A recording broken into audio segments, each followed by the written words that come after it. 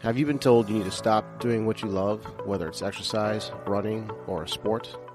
Well, here at Dynamic, we don't like that answer. In this podcast, we'll talk to leaders in the health and wellness space from Southwest Florida to get the solutions you need to get you back to doing what you love. Welcome to the Dynamic Naples Podcast. So what do a thoracic disc herniation and a bowl soup have in common? Well, unfortunately, it's me.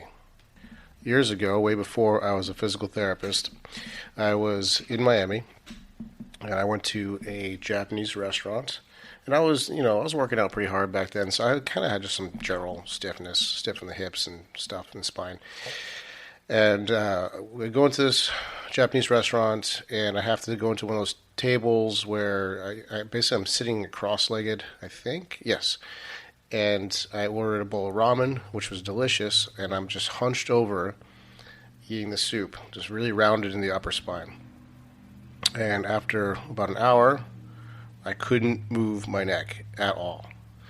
And then that night, I couldn't really move my body at all. I was completely locked up, severe thoracic, so upper spine pain. I actually knew a massage therapist. She was still is a good friend of mine. I had her come over. She worked on my upper back and neck and kind of got me moving a little bit better. But it was like rough for about 2 days straight. Could barely move. So, like a typical guy, I was kind of stubborn and didn't, my policy was stick my fingers in my ears, close my eyes, and hope it goes away. And luckily it did. It took maybe about a week for the symptoms to completely subside. So that was over 12 years ago probably. And since then, I herniated a thoracic disc, which is pretty tough to do while eating soup, but I managed to. And since then, I've had sort of recurrences. So that's kind of what I want to talk about is herniated discs. So first off, there's been sort of a couple decades worth of fear of spinal flexion because some research that came out decades ago, with fluid dynamics, when you flex the spine forward, the disc fluid pushes back, so theoretically you can increase the pressure going towards the back of the disc and potentially herniate it. Now, that is a mechanism, but I think the pendulum's been kind of swinging back and forth for a while.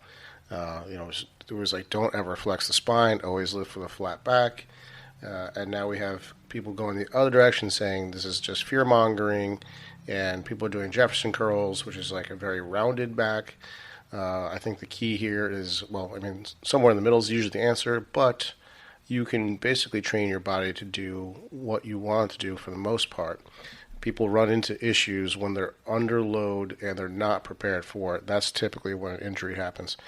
And I don't know, maybe I wasn't training my upper back enough because it's not a lot of load to be flexed forward and eating a bowl of soup. But, theoretically, if I had been training for that position more often, that shouldn't have occurred. So, the first thing is I just want to dispel some myths that, flexion is bad. This is not the case. Flexion is only bad if you're not ready for it. Or if you just injured your disc. And so, I wouldn't want to be flexing in my spine right after an acute disc injury. So that's also the only 2 times I'll tell people, hey, be careful on that. But once you are out of pain from a disc herniation, you should eventually and slowly and progressively get back into flexing the spine. You don't have to walk around with a stiff back for the rest of your life. That's nonsense. So the reason I want to talk about thoracic disc herniation is because I'm dealing with it again. So if you've already had a disc herniation, let's go over some of the anatomy first. Right, so you have the outer rim called the annulus, which is very fibrous, and then you have the nucleus pulposus, which is the inside contents. It's more gelatinous. The pulposus, if that herniates through the annular rim, that is very toxic and sort of neurotoxic to those local nerve endings that exit the spine and can really irritate them. And they can press on them and stuff like that. But if you've already torn the annulus, you can, sometimes it heals back, but sometimes it doesn't, and with the right angle and the right flexion, you could theoretically push more of the contents of the disc out, thereby irritating that area again, which is what I think happened to me. So I have some seasonal allergies. I think it's some live oak tree pollen, I think. So this time of year, I tend to cough a lot, especially if it's been windy for a few days, which it was a few weeks ago. It sent me into a pretty nasty coughing fit. And all the bent over flexion and coughing, I think, was enough to push out some more of that inner disc content. And now, the symptoms I'm with, it feels like that what a lot of people call rhomboid pain. So it's that scapular pain just beside the spine. It's pretty intense there. And it's traveling down, sort of intermittently, down into my pinky finger and ring finger. That is a classic pattern of a T1 disc herniation. So T1 and C8 is where the ulnar nerve exits. And the ulnar nerve feeds into those two fingers. All right, so if that's your set of symptoms, you've got a nerve that's irritated. All right, it's not like something you should stretch or it's not like just a muscle pain. The muscle nearby will probably be affected. Well, for sure. Well, in part, it's kind of guarding, so you don't move that much in that area to let things kind of heal.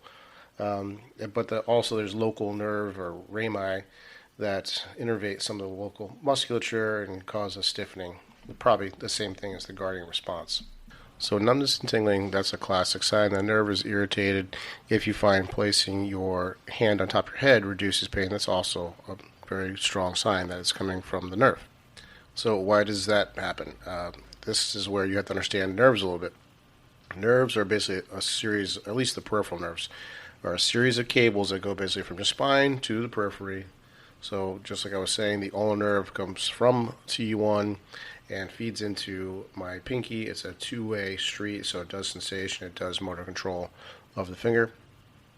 And when you move your arm, the nerve is not like a muscle or tendon. It's not stretchy, not really. It's more like a rope. And it has to go around all kinds of angles. It has to pass through your elbow, all these 90-degree turns, and it goes underneath ligaments and things like that. And it has to be able to slide, a few millimeters within those spaces. If it's getting snagged anywhere in the system, it can create nerve irritation, and you get those classic nerve-type sensations. So if it's being snagged, which it probably is, at spine from the disc, putting compression on it, when I move my arm in certain ways, it's going to let me know with some tingling. So there is a classic move. I don't know what it's called. It's one of those things you did as a kid. When you take your hands and you kind of turn them upside down and you make a set of like upside down goggles, kind of look like an owl, I guess. I don't know. That position right there puts maximum strain on the ulnar nerve. So if that reproduces some of the symptoms, you're dealing with the ulnar nerve. So let me talk about what I'm not doing first. So I'm not stretching that area, because if you think about what I just described with the cables. So a lot of that pain in my rhomboid, the sort of classic rhomboid stretch, is you grab a door frame or something like that, and you kind of lean backwards and rotate a little bit. That's going to really traction a already irritated nerve. Now, if you take a nerve that's irritated and stretch it, it's not going to like it at all. It's going to make things worse. So I'm not doing stretches on that area, at least. I'm not worrying and ruminating. This is one of the things that happens when pain turns into chronic pain. Pain is your body's warning system, right? So my body's like, hey, I don't like this. So there's a change here, and it's trying to give me input with certain movements that I do so I don't irritate things further, and give me relief when I get into a position that I likes better. That's how pain works. If you ruminate or fascinate about it and just kind of think, oh my God, this is going to be surgery, and pain occurs in the brain. There is the local spot, but the sensation is actually coming from the brain. And because your emotional system is tied into your brain, you can affect your pain perception. You can oversensitize something. So if you chronically worry about it and think about it, you can actually heighten the pain, make it worse, and you can make it persistent, because at that point, the pain signal is no longer relevant or no longer useful, I should say. So step one in this situation, don't stretch. Step two, don't stress, right? You're going to live to fight another day. All right, what am I going to do? I want to make sure I'm doing all the basics first and foremost. So the first principles, do those right. Dial that in as much as I can. Number one, sleep. Right? I'm trying to heal this disc. If you don't sleep, nothing heals. Life doesn't work if you don't sleep. Number two, nutrition, hydration. All right? I'm going to give the body what it needs to heal. It needs water.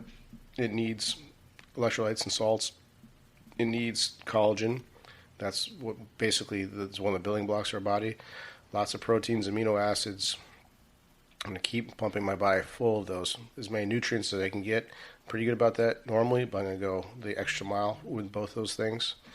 I'm going to walk. All right, walking is one of our superpowers. It is completely restorative. There is most likely some local inflammation going on that to be handled by lymphatic system. One of the best ways to handle or improve lymphatics is to walk. And I will also focus on breath work. Okay, so right now, too much flexion of the spine is going to irritate the nerve. So I'm getting this painful stimulus. Well, when you do a deep breath in and out, you are getting a relative amount of flexion and extension of the spine, and it's usually not so much that it's going to irritate things. So you're putting in a non-painful movement into the system, and it has a dampening effect on the pain. Not only that, it also affects lymphatics because of something called a cisterna chyli, which sits underneath the diaphragm. So when you're doing some belly breathing, you're pressing on this collection tubule of inflammation, which helps get the fluids moving.